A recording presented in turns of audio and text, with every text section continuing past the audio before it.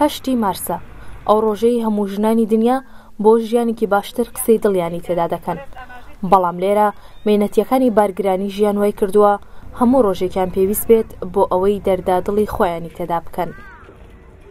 ڕۆژێ جنسێکە نینە هەر بەس ئاوتکەیشنە ناجلکەکیە نەپارەکەیە نە هیچ نینەتی ئێمە هیچ بۆنێکی ژنانمان نییە، بەس ئەمانەوێت بگەڕینەوە بۆ ماڵەکانمان. هیچ شتێکمان نییە، بارودۆخمان ناجێگیرە. هەزاران کچوژن ژیانی ئاوارەی ئەو مافانەی لەبیر بردوونەتەوە کە ئەمڕۆ مێینە بۆ ژیانێکی پۆشتە و گونجاوتر داوای دەکەن.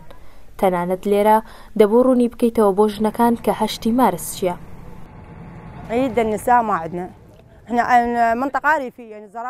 لە نەریتی ئێمە هیچ بۆنەیەکمان نییە تایبەت بە ئاهەنگ و مافی ژنان.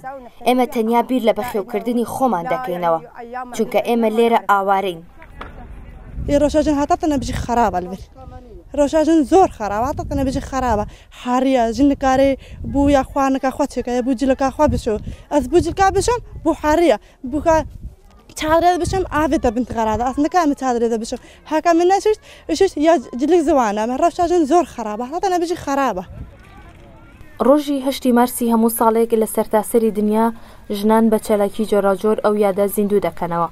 لە کوردستانیش لەلایەن ڕێکخراوەکانی ژنانەوە بایەخی زۆر پێدەدرێت، بەڵام پێناچێت دروشمەکانی ئەم ساڵ بگەنە گوێی کەمپەکان. مرۆڤ کاتێک ئەم دیمەنانە دەبینێ زانیاریەکانی دۆخی ژنێکی دەست دەکەوێت کە لە نێو کەمپ و ژیانی ئاوارەییدا بیر لە چی دەکاتەوە.